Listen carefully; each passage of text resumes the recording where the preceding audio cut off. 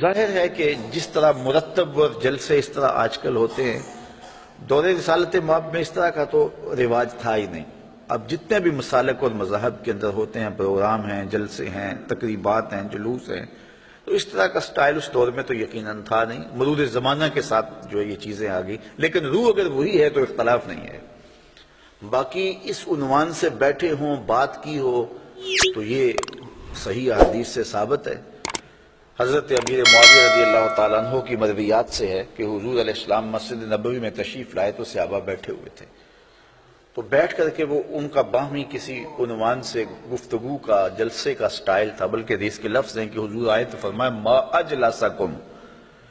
تم کیوں بیٹھے ہوئے ہو، تمہارے اس جلوس کا، بیٹھنے کا، جلسے کا کیا مقصد ہے؟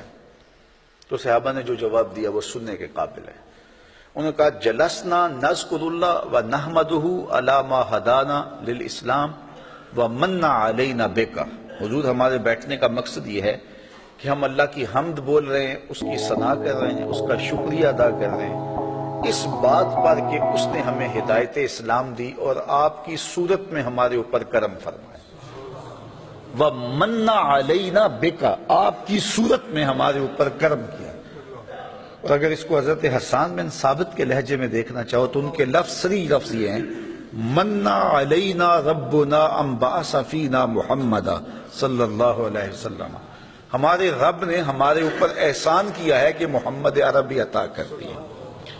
اور اگر اس کا اردو میں منظوم ترجمہ چاہو تو یہی ترجمہ ہوگا فضل رب العلا، اور کیا چاہیے، مل گئے مصطفیٰ، اور کیا چاہیے۔ من علینا ربنا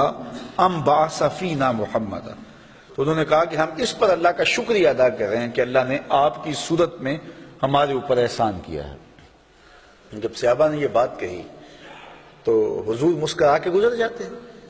کہتے کہ اچھا کام ہے، اور اگر اچھا نہیں تھا تو روک دیتے، لیکن حضور فرمایا کیا صحابہ تم اس بات پہ قسم اٹھا سکتے ہو کہ اسی لیے بیٹھے ہو؟ تو صحابہ کو حیرت تو ہوئی ہوگی کہ اس بات پر قسم لینے کا کیا مقصد ہے، لیکن حضور نے کہا تو انہوں نے برجستہ عرض کی حضور ہم اللہ کی قسم اٹھا کے کہتے ہیں اسی لیے بیٹھے ہو۔ حضور نے باقاعدہ حدیث میں آتا ہے، مسلم کی روایت ہے، سنن نسائی میں ہے، باقی کتب حدیث میں ہے، حضور علیہ السلام نے ان سے قسم مانگی مجھے قسم دو کہ تم اسی لیے بیٹھے ہوئے ہو۔ تو صحابہ نے عرض کی حضور ہم اللہ کی قسم اٹھا کے کہتے ہیں ہم اسی لیے بیٹھے ہیں۔ تو حضور نے قسم مانگی ان سے، اور انہوں نے سب نے باقاعدہ قسم دی ہم اللہ کی قسم اٹھاتے ہیں، ہم اسی لیے بیٹھے ہیں کہ آپ کی صورت میں اللہ نے جو ہمارے اوپر انعام کیا ہے اس پر اللہ کا شکر ادا کر رہے ہیں۔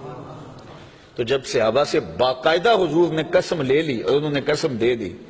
تو حضور علیہ السلام نے فرمایا صحابہ میں تم سے جو قسم لی ہے وہ کسی تہمت کی بنیاد پر نہیں لی، کوئی شک نہیں تھا تمہارے قول کی صداقت پر کہ میں نے قسم سے تصدیق چاہی ہو، بلکہ ماجرا کچھ اور تھا، اور وہ کیا تھا کہ میں حجرے میں تھا، اتانی جبریل علیہ السلام، میرے پاس حضرت جبریل امین آئے،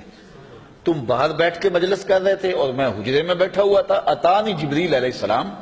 اور میرے پاس جبریل امین آئے، فاخبرنی ان اللہ یباہی بکم الملائکہ، مجھے جبریل نے آ کے خبر دی اے صحابہ تمہارے اس عمل پر اللہ فرشتوں میں فخر کر رہا ہے، تمہارے اس عمل پر، فاخبرنی ان اللہ یباہی بکم الملائکہ، تمہارے اس عمل پر اللہ فرشتوں میں ناز کر رہا ہے، فرشتوں میں فخر کر رہا ہے کہ میں نے ان کو ایک نعمت دی تھی، کتنے قدردان ہیں کہ اب بھی بیٹھ کے اس کا شکریہ ادا کر رہے ہیں۔ اللہ اکبر۔ تو مجھے بتائیے آج اگر میں اور آپ بیٹھ جائیں